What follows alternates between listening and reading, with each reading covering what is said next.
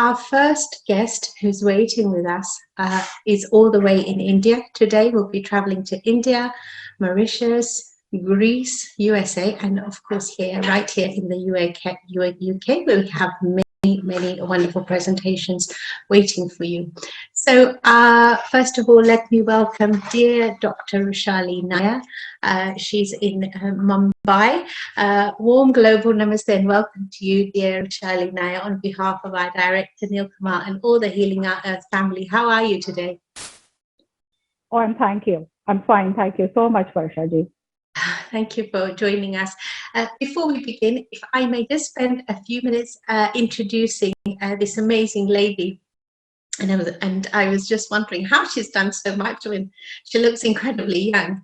So Dr. Rushalli is a meritorious alumna of the prestigious R.A. Poddar Ayurvedic College in Mumbai with a master's degree in Kaya Chikita, Ayurveda Internal Medicine, and an ardent Ayurvedic practitioner since 2002.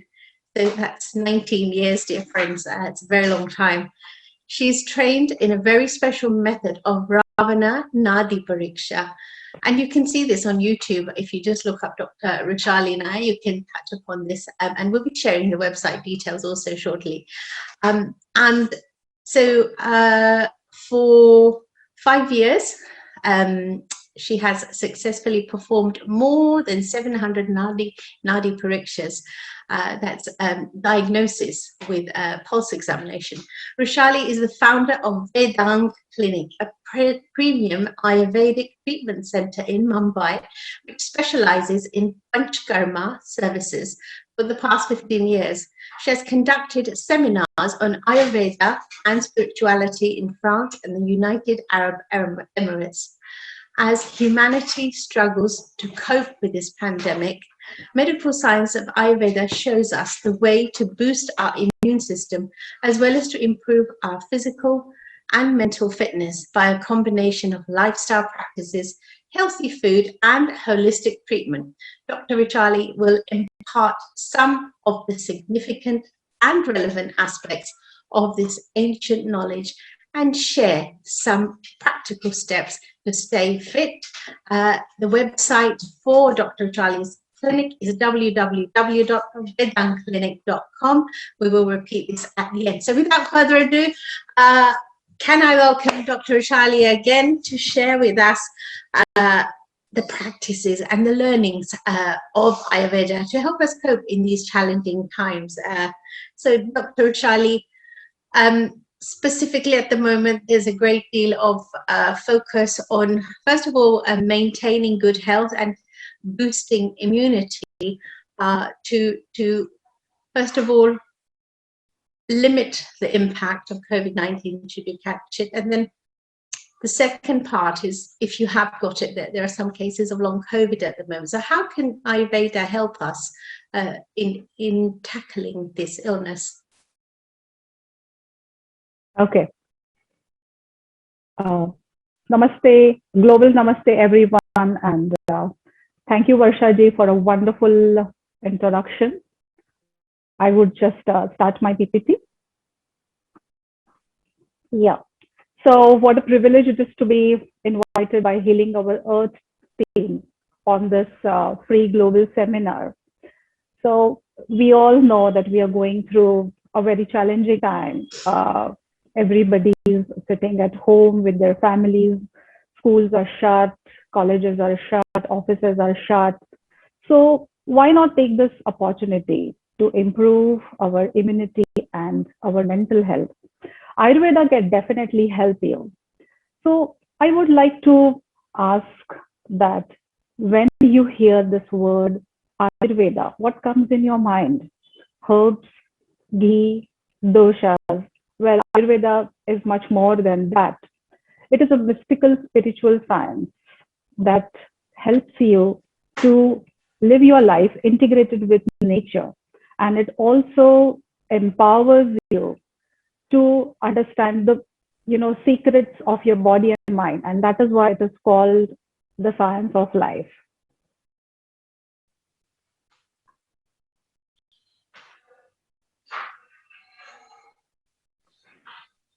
Now, coming to immunity, what is immunity? Immunity is a biological uh, term.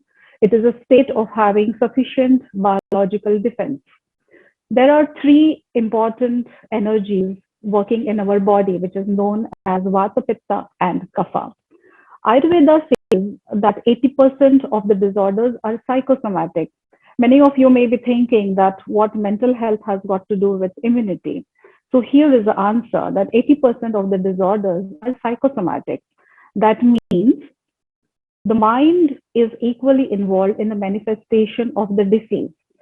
So it is important to take responsibility of our thoughts and emotions because we are not only digesting food, but we are also digesting our emotions.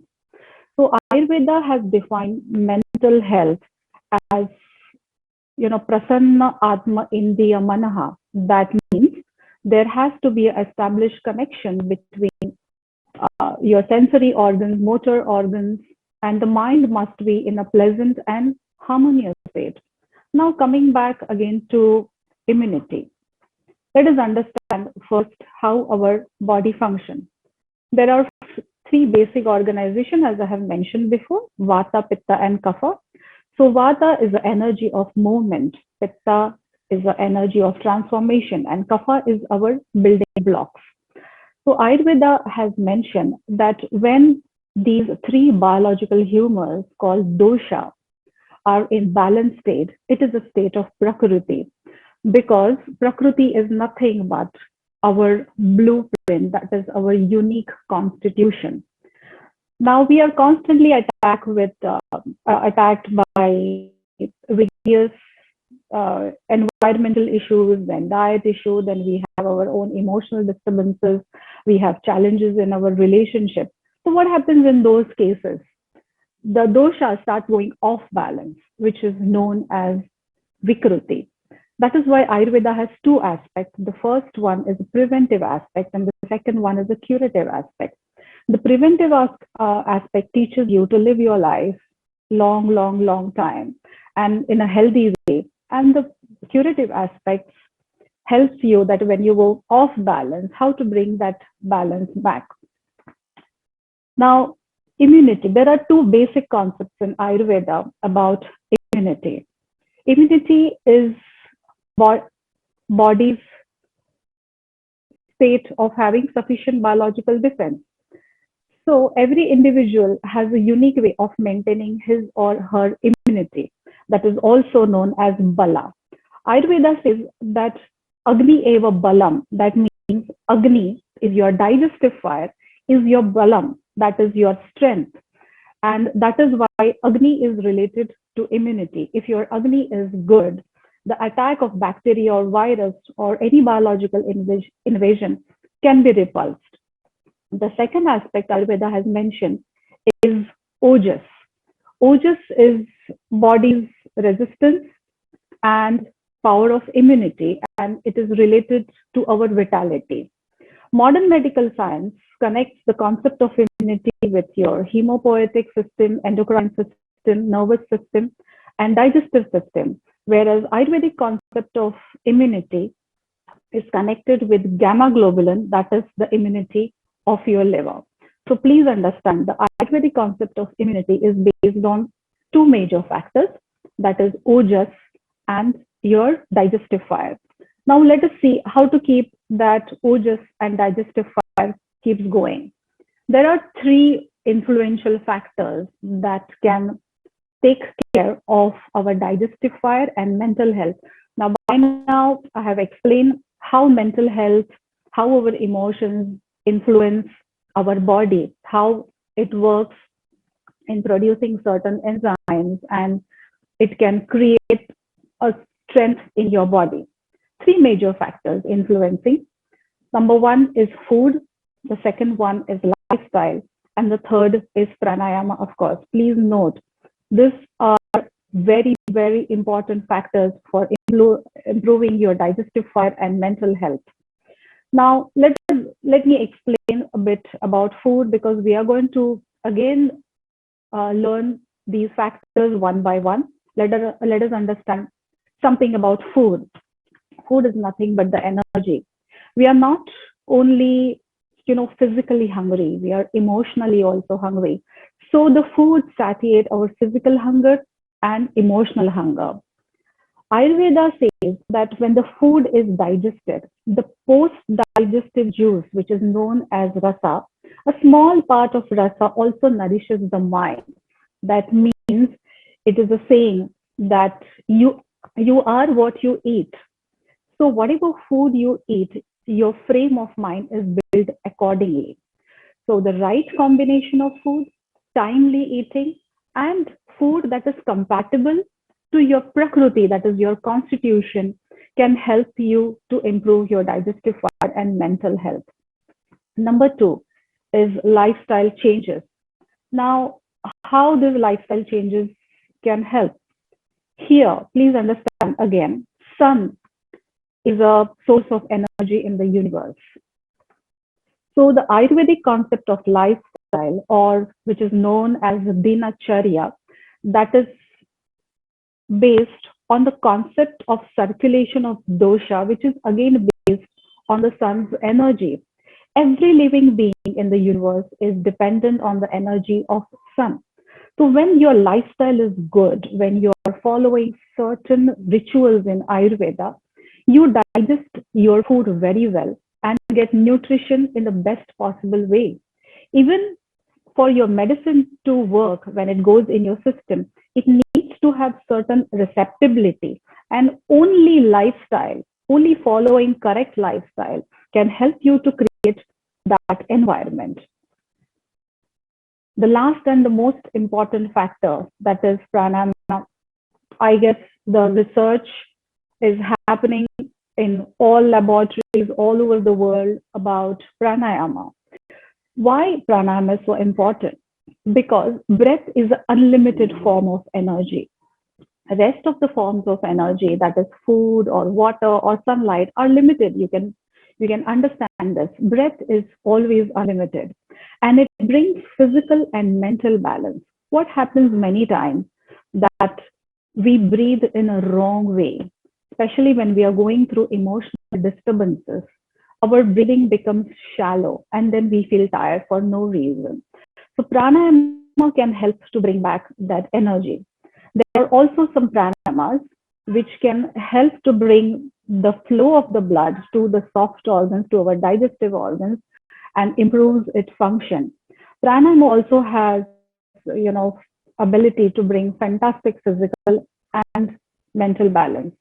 Now let's see each of these factors one by one.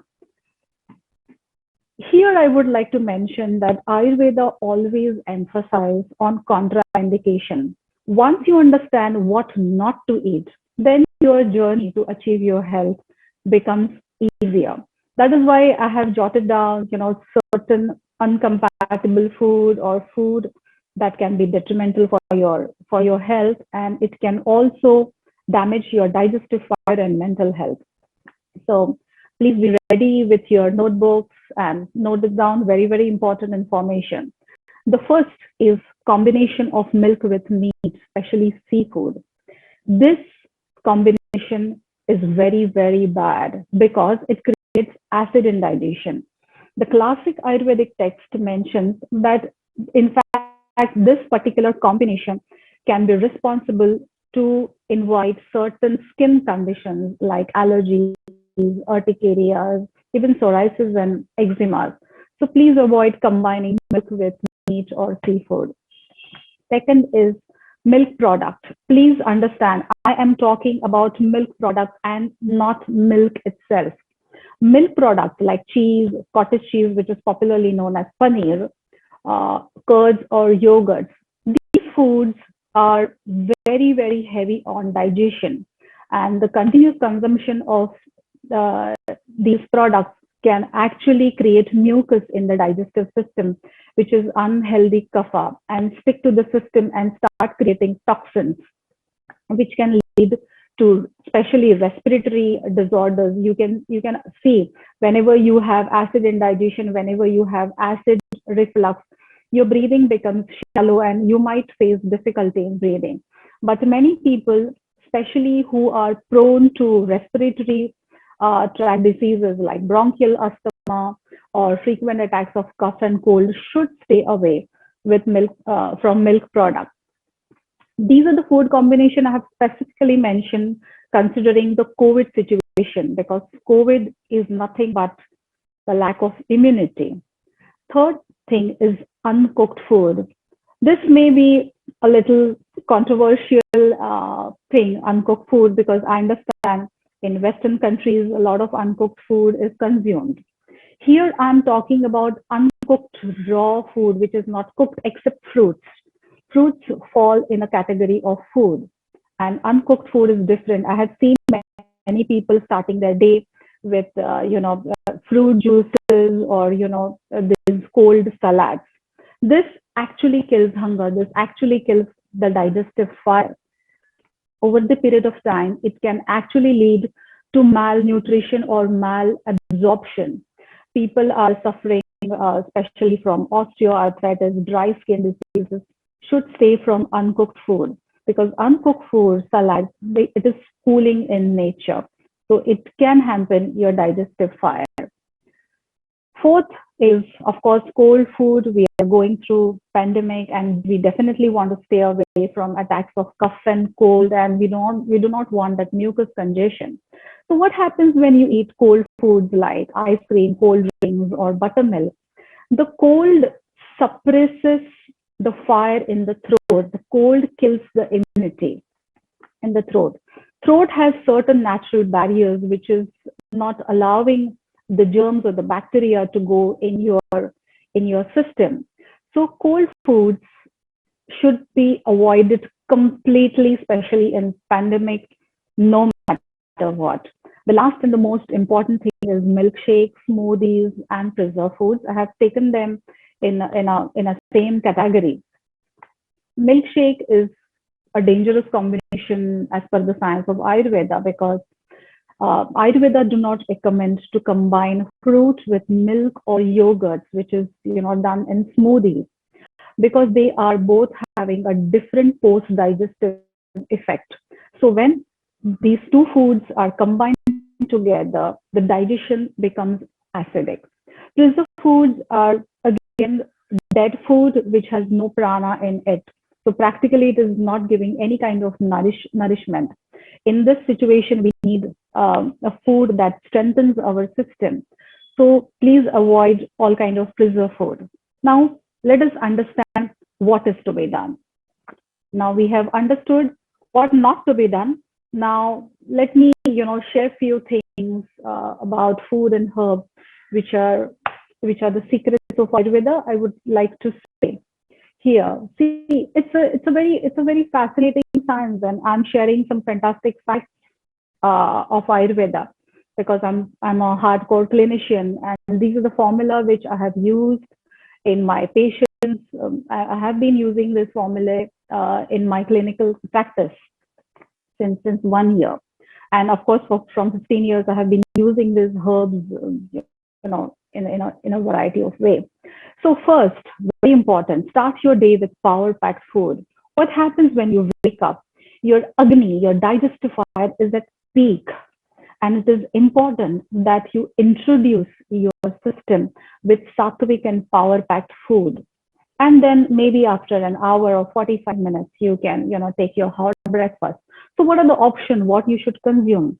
Hot milk with ghee, milk with roti or chapati, or you can have some nuts with a dash of honey. These are sattvic food. The ghee has a lot of sattvic quality. I'm going to speak about cow's ghee especially. Number two, there is a fantastic herbal tea formula mentioned in classical text. I guess it's very, very popular already in Western countries, which is popularly known as CCFT, which is coriander, cumin, and fennel tea. Now here I have added Indian licorice. Indian licorice is a proven bronchodilator. So what it means, it helps to clear the congestion in your upper respiratory tract, in your throat, and in your nose. The research has also proven that licorice has an antiviral property. So if you can add fresh licorice powder, or if you can manage to get the dry stick of licorice, you can just put it in the tea with coriander, cumin, and fennel, and have this tea. Licorice is fantastic in taste. It has that, soft, lovely, sweet taste. So many people have that sweet tooth, and they feel like having something at the end of their meal. So you can definitely try this herbal tea. It will help to digest your food in much, much better way. Third herb I would like to mention here is ashwagandha, or the botanical name of the ashwagandha is Vidania somnifera. Ashwagandha is again a wonderful tonic for your muscles. You can use it as a general tonic. Many people do not know that ashwagandha is a lovely mood elevator. We know all this pandemic, we are sitting inside our houses, so sometimes you are irritated because you feel claustrophobic. Sometimes you are facing challenges in sleeping. Then there are mood swings, and there is some unknown irritation happening within us. Sometimes ladies go through this premenstrual syndrome. So ashwagandha is very, very helpful, and it is very, very safe to consume ashwagandha. So maybe you can have ashwagandha at your bedtime, 2 to 3 grams of powder in hot cup of milk, or you can simply take ashwagandha tablet, which is available at Ayurvedic medical store or at your store nearby. It's a very popular herb. The fourth one, there is a combination which is again mentioned in Ayurvedic classical text, and I swear by it. I have been prescribing this fantastic powder, which is known as Sitopaladi powder. I would like to repeat, it is known as Sitopaladi powder. It has wonderful combination of spices like cardamom, cinnamon, pepper, along with some sugar, and it has a specific herb which is known as Vanshlochan in Sanskrit, which is a white part inside bamboo. Now, the research has done on Sitopaladi powder, and it has emerged as a lovely immunomodular. That means it enhances the power of your immune system. So Sitopaladi, again, there is Sitopaladi again is a wonderful drug and very, very safe. It can be given to all kind of age group, right from small babies, to senior citizen, to a very old person, 90-year-old. Depending upon the age, you can take consultation with your doctor and get the dose decided, or you can simply sprinkle ashwagandha, this Sitopaladi powder in your tea, or you can just mix it with honey and lick it once or twice in a day to clear the mucus congestion.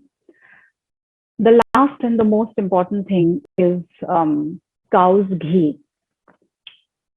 Cow ghee is actually known as golden liquid of Ayurveda. The research has proven there is research happening on cow's ghee, and initially people were skeptical because it is a fat, but the research has proven that the ghee improves the quality of digestive system, it improves your memory, it improves the health of your bone, and it is also known as a preventive aspect for Alzheimer's disease. And finally, of course, the immunity. So 2 teaspoons of melted ghee, you can just add it in your hot milk, or in just put it in your rice, or spread it on your chapati. You can just roll it and have it. Please note here that avoid cooking your food in ghee, because the excess heat can damage the nutrients of the ghee, and you may not get the complete benefit of the ghee. So ghee should be consumed raw, and make sure that it is melted before consuming, so that you can have the maximum benefit of the ghee. Next, I would like to throw some light on lifestyle modification. Again, being a clinician, I have seen miracles in my practice just by making lifestyle modification. Now, let us begin with your day. Here, I have mentioned here look forward to great sunshine and call of bird. What does it mean? Again, I would like to repeat, sun is a fantastic energy in the universe. It plays as a agni to our mother earth. It gives energy to our mother earth. And Ayurveda works on a principle called Yat Pinde Tad Brahmande. That means whatever is within you is there in the universe and vice versa. So when you wake up with the rising sun or little earlier than the sunrise, then you can receive a fantastic energy of the sun. Second thing, this particular time is full of prana around us. That is why it is called Brahma Muhurta, that is auspicious time. And it is mentioned in classical texts that Goddess Saraswati, the goddess of wisdom and knowledge, arrives at this time. So people who practice spirituality, people who do certain spiritual practices, people who are into music, students, if they want to do their riyaz or practice their instrument or vocal, they prefer to wake up at this time to receive the grace of Goddess Saraswati. It has a lot of spiritual and health significance. And of course, waking up improves your immunity. Second thing I would like to mention here that there are Ayurvedic rituals mentioned in various Ayurvedic classical texts. There are around a set of 13 to 14 different Ayurvedic rituals mentioned that has to be done from waking up till your breakfast time. But considering COVID situation, I would like to mention only three specific rituals which will help to improve your immunity. So this Ayurvedic rituals, which is also known as Dinacharya, it stands on a concept of circulation of dosha, circulation of those physical energies which I have mentioned based on sun's energy. So let us understand the rituals. I have mentioned here three important rituals. First thing is known as Abhyangam or oil massage. Second thing is nasal drop or nasyam. And the third one is oil pulling, which is known as Kavaladharan in Ayurveda. Why these three important rituals? Microbes always encounter the epithelial layers, which is the physical barrier that line our skin and mucous membrane. Our sages, our acharyas, had understood this, and they have designed certain Ayurvedic rituals which will naturally create barrier between our skin and the environment, and of course improve the strength of our nasopharyngeal tract. Now let us go one by one. Oil massage, Abhyangam, it has to be done for 45 minutes, at least 2 to 3 times in a week. Ayurveda says that you should you should use sesame oil, but if you are in European region, you can use olive oil or you can use coconut oil if you come from a region which is hot and humid. So oil massage should be done 45 minutes, and then later on you can have a warm water shower. Second thing is oil drops, which is known as nasya. Please introduce 1 or 2 drops of oil in each nostril, and then massage the inner lining of your nose for just a minute, for half a minute or a minute, and then gargle with hot water. This will create a natural barrier in your nasopharyngeal tract over the period of time. Third, the most important thing is oil pulling. Oil pulling or Kavaldharan is actually, I have heard, becoming popular day by day, and I have seen on many Westerners' websites encouraging that oil pulling. So oil pulling is again a very simple procedure. You just take a little oil in your mouth and hold it in your mouth with your cheeks opening up till you get tears from your eyes. Then spit out that oil, and again you can gargle with hot water or with Triphala decoction. This is a proven therapy to improve the strength of your throat, especially. So these are the 3 important rituals I have mentioned here. Try to follow it. I have seen miracles. I have seen that some of the lifestyle disorders are also getting reversed just by following lifestyle modification. third thing I would like to mention here that eat your last meal early. Very, very important that you take your dinner early. So what happens when you take your dinner early? You give enough time to your digestive system to digest and assimilate food before you go to bed. Because when we go to sleep, our metabolic rate goes very, very low and digestion actually goes at halt. So it is important that there has to be a gap of 2 to 3 hours between your last meal and before your bedtime. Second thing, always, eat just 3/4 of what you can actually eat so that your digestive fire is good and you don't feel sluggish. You are, fresh enough to wake up early in the morning next day. The most important, last and the most important thing is avoid eating with emotion. This is again a very interesting subject, and I have written articles on it. You can go on my website and read this fantastic article. There is research happening again because we are noticing that the lifestyle disorders are increasing. Number of lifestyle disorders are increasing day by day, be it diabetes or be it your PCOS. So what happens when what is eating with emotion? See, food is the easiest and quickest way to emote with. We are deeply connected with food.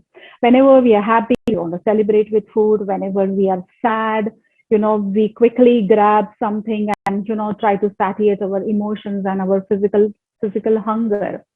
But you also end up binging. You also end up eating even if you are not hungry, and that kills the digestive fire. Second thing I have noticed that people watch TV when they are eating. They are chatting on their mobile. They're checking their mobiles. They are gossiping when they are having their meals. So you are killing the intent of eating. When your mind is somewhere, you can't expect your system to function at its full potential. So make sure that when you are eating, you focus only on eating. That is why in all the religion we offer prayer to food, and we always remember God and we thank God for providing us food. That is a fantastic way of connecting ourselves with food, because Ayurveda says that food is also God. Please worship it and treat it with respect. These are the three important factors. I hope I was clear. Food and lifestyle. The next important factor is, of course, pranayama. As I have mentioned here, that breath is the unlimited source of energy, and many times I have noticed that people breathe incorrectly. The ideal practice is that when you inhale, your abdomen should get extended, and when you exhale, you should pull in your abdomen and then extend. That should be the right practice. But many times, the people do the other way, and it starts, giving wrong effect on the body and mind. So many times we feel exhausted for no reason, and then we understand, oh my God, I have not done much work, and then why am I feeling tired? That is because you are breathing incorrectly, or you are thinking too much, and then your breathing becomes shallow. So what happens when you do these pranayama? It brings back the lost energy and strengthens the muscles of respiratory organs, because muscles take part in your respiration. If your muscles are strong, then you can breathe in more deeply. You can bring in more prana in your system. So pranayamas actually give strength to your respiratory organs. It improves the blood flow to your respiratory organs, and then you can breathe in the best possible way. So pranayama has a lot of therapeutic value, and it requires a lot of practice and discipline. It also heals the deep-seated scars by quietening and stilling the mind. So pranayama also has a wonderful effect on mind. I'm sure all of you by now know the 8 sets of pranayama. We all know, so I would recommend that in this COVID situation, please squeeze out some time and try to do at least 10 rounds of each pranayama. Kapalbhati, then Bhramari, then Bhastrika, Shitali, Shitkari, Anulom Vilom. You can practice at least 10 rounds. Kapalbhati and Bhastrika pranayama especially improves the flow of blood to your digestive system. The low digestive fire can be rectified just by practicing right way of Kapalbhati and Basrika, and you may not have to take the help of medicines at all. I would like to specifically mention about two important pranayamas, which is Brahmari and Anulom Vilom. Now, the Indian Ministry of Ayush has conducted recently a research on Brahmari pranayama, and the results are phenomenal. Of course, we know that Brahmari rectifies the issue like anxiety and anger and frustration and agitation. But the recent research, which is done by Ayush department, has mentioned that this Brahmari pranayama generates nitrous oxide. This nitrous oxide is proven to stop the infection and arrest the virus from spreading further. Number two, nitrous oxide also reverses pulmonary hypertension and improves oxygen levels in our blood and in our body. And it also increases survival rate. So even if you are COVID positive, you can keep doing your Brahmari on a regular basis, at least twice in a day, and you can get rid of virus. Third thing, Anulom Vilom, I have specifically mentioned because Anulom Vilom is a pranayama which doesn't require the condition which is required for other pranayama, because usually the other pranayama requires that you should be empty stomach for 2 to 3 hours prior to practicing pranayama. But Anulom Vilom can be done. It can be done, practiced for 2 to 3 times in a day, especially if you are having sleep issue and if you have too many thoughts going on in your mind and that is disturbing you or that is stopping you from going to sleep. You can just do Anulom Vilom 5 to 10 minutes, sit in your bed, switch off your light and practice some Anulom Vilom before you go to sleep. I'm sure it will help you to sleep like a baby. So I have done with all these three fantastic things. I have shared a lot of things. Finally, I would like to talk about Nadi Pariksha. So let us try to understand what this Nadi Pariksha is. So there are some spiritual aspects in Ayurveda, and Nadi Pariksha is also one of that spiritual aspect. It is a diagnostic tool used by Siddhas to read the vibratory frequency of a person's body, mind, and soul. So these frequencies are read through doshas, that is in 12 different organs, doshas in 12 different organs, in your tissues and in your chakras. So it is like a jigsaw puzzle where you have to place the appropriate piece in its place so that the picture is perfect. That is why Nadi Pariksha is a combination of art and science. The Vaidya can also do eightfold examination, which is also known as Ashtavidha Pariksha, eightfold examination. Ashta means 8, which includes the examination of your urine, your stool, your voice, your tongue, your eyes, nails, skin, and your physical frame. And then the final diagnosis is established. So Nadi Pariksha, Nadi means flow and Pariksha means examination. On physical level, your radial artery is examined. When your radial artery is examined, the Vaidya is actually reading the fluid dynamics in human body, which gives a complete picture of your health. Plus, in Nadi Pariksha, that is in pulse diagnosis, the energy in Prana, Tejas, and Ojas is also read. I have already mentioned the importance of Ojas in our system. So Ojas is nothing but our strength of immunity at cellular level. Tejas is the energy of metabolism and digestion at cellular level, and Prana is a flow of our communication. When these three factors are in balance, it is said that you have a fantastic immunity. That means you are capable of repulsing any attack of bacteria and virus. Now, I'm trained by my Guru Deva by a special technique in Nadi Pariksha, which is known as Ravana Nadi Pariksha. Ravana, all of you know, there's a character in Ramayana, and he was expert in Ayurveda, and he was also an ardent devotee of Lord Shiva. So Nadi Pariksha needs a lot of, Ravana Nadi Pariksha needs a lot of intuitive understanding.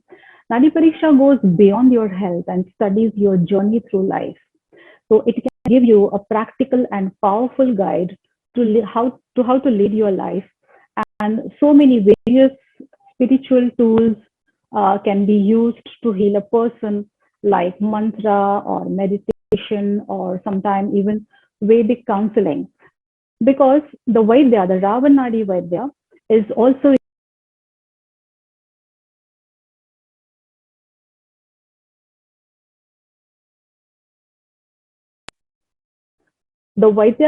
reading the karmic path of that soul, and it can coach you. So he can help you to change your life, bring success and happiness. I would like to conclude my speech with, of course, with this beautiful prayers, which was already said by Varshaji. I would like to again say this prayer, if possible. Please join me. Prayers for healing of all living beings on earth. Sarve bhavantu sukhinah, sarve santu niramayah, sarve bhadrani paschantu, ma kaschit dukh bhag bhavet. May happiness to be unto all. May perfect peace unto all. May all see what is good. May all be free from suffering. Thank you so much for listening to me patiently. Back to Varshaji. If anybody has questions, they can ask. Thank you, Dr. Rushalli. Could possibly stop this. Be very grateful. So really comprehensive, guidance, roadmap of how to optimize your health and indeed boost your immunity, as we described earlier, Dr. Rushalli. I'd just like to ask you one question. So my mind being with the health workers, the frontline workers who have disruption to routines and literally eating what they can grab in the moment. What sort of advice would you give to these people who probably are unable to manage their routine in tune with nature as suggested? Okay, so you are trying to ask what is to be consumed in mid-morning, that is between your breakfast and lunch? So what I'm saying is, like, if you are, let's say, working through the night, if you are a frontline worker in a hospital or with the police, what can you do to compensate for the disruption and you're not aligned with nature in those situations? Yes, yeah. Yes, it's quite challenging if somebody is going through night duties. Especially we see a lot of health workers, they are doing overnight. So what I would suggest for them, they can have a proper meal in the evening before resuming their work, and then throughout they can take a glass of milk, or they can have fruit or nuts with honey, because nuts are a little heavy on digestion and honey can promote that digestion. So throughout their duty, they can munch on nuts or fruit or a cup of milk with turmeric. That will keep them going, and it will give them the small energy throughout their duty, throughout in a span of 7 to 8 hours. Perfect. Thank you so much. Most welcome. it was great to hear. Many of us are having fruit because we're thinking that's going to boost my vitamin C levels as a first thing in the morning. Yes. Often Yes. suggested that fruit should be taken on an empty stomach, but thank you for explaining that to have something cold isn't essentially the best way to consume it, or indeed the time. Yeah, fruits you can have 1 hour after your breakfast. Fruits are, they're fantastic. They're packed with nutrients, and I'm not against fruits. But to start your day with fruits, because they are cooling in the nature, it can interfere in your digestion. So you can always have a fruit. The second thing is fruit is also loaded with sugar. So Ayurveda says that don't consume fruit with your meals or immediately after meals. Even the modern research says that, sweets eaten, consumed along with your meal can increase your triglycerides level, that is one of the cholesterol level. So it is important to take a break of 45 minutes to 1 hour between your fruit and breakfast. Excellent. Thank you so much. Because it would be a shame to waste those nutrients simply by not taking them in the best possible way. I'm not sure if there are any more questions in the chat here. I'm not seeing anything at the moment. So could you tell us, if people wanted to learn more about your work or perhaps seek a consultation, what would be the best way for people to connect with you, Dr. Rushalli? Well, I have shared my contact details. They can check my website, vedangclinic, www.vedangclinic.com. They can also send me a mail. I'm doing consultation all over the world to my international clients also. Of course, via Zoom meeting or Google Meet. And of course, Vedang Clinic has a presence on Facebook and Instagram. So my contact details are shared there. They can anytime contact me and take a consultation. Perfect. Thank you so much. And just before you go, one final thought that comes to mind. So is it, are you able to make a diagnosis without the person being physically present before you, or like how would you go about it? Absolutely. You can establish a diagnosis even through online. That is why I have mentioned that Ashtavida Pariksha, which are the different eightfold of diagnosis, where you are taking feedback on the urine and stool, and I ask my clients to send a picture of their tongue and send their photos. Sometimes I also end up doing a little bit of face reading, which gives me a broad idea about what they are and their mindset. That's my guru's grace. Excellent. Thank you. That is why I have mentioned it's a mystical science.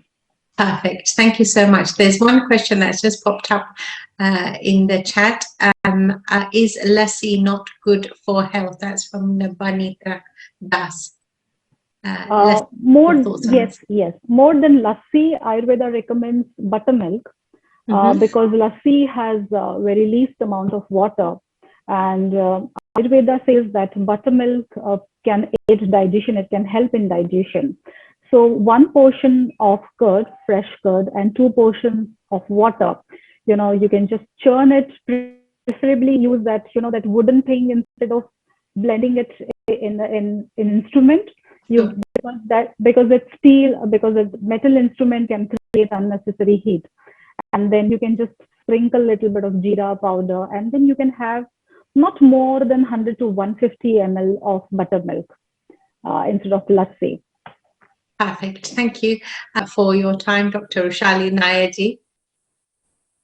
I think Dr. Rushalli will be popping the responses into the chat.